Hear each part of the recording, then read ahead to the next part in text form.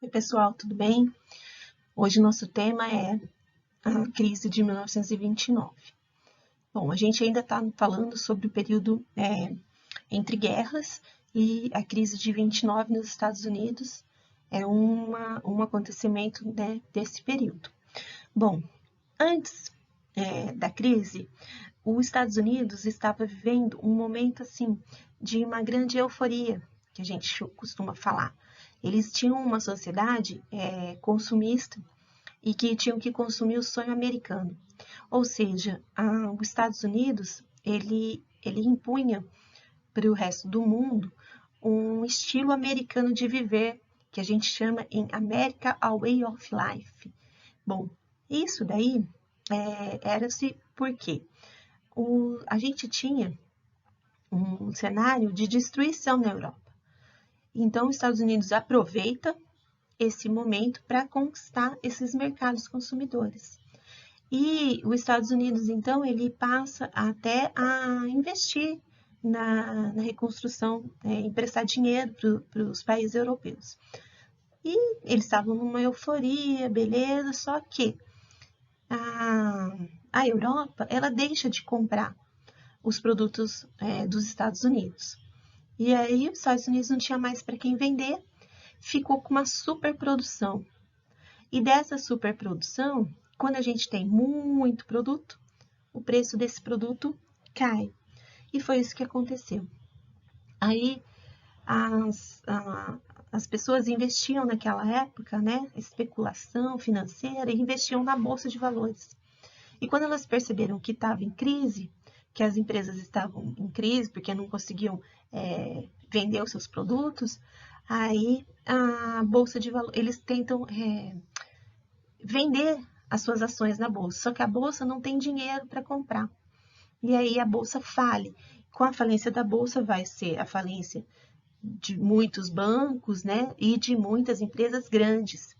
E essa falência, essa queda, né, de comércio, vai ter como consequência o aumento do desemprego, né, que vai ser uma crise gigantesca aí que vai provocar fome e miséria para a população norte-americana. E então essa queda da bolsa faz com que os Estados Unidos então entre nessa falência. Para resolver isso, apareceu um presidente chamado Roosevelt. O Roosevelt ele lança um programa chamado New Deal, que significa novo acordo, tá?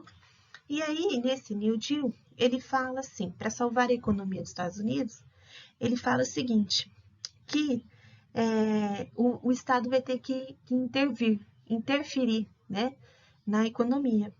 Então, ele faz, por exemplo, limitação da produção, controle, né, de preços, ele vai fazer o salário mínimo, o salário mínimo e o seguro-desemprego.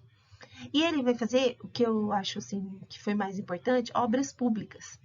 Então, ele podia fazer assim, construir uma ponte que ligava nada a lugar nenhum, não interessa. Ele queria contratar pedreiros, ele queria gastar no material de construção, então ele queria fazer a economia voltar a gerar, tá? Girar, desculpe. E tem uma coisa interessante que não está aqui no esquema, mas ele faz uma lei seca. Ele proíbe o consumo de bebida no país, porque ele achava que a bebida fazia com que as pessoas não pensassem, não produzissem. Então ele faz ele fecha, né, essa venda de bebidas alcoólicas.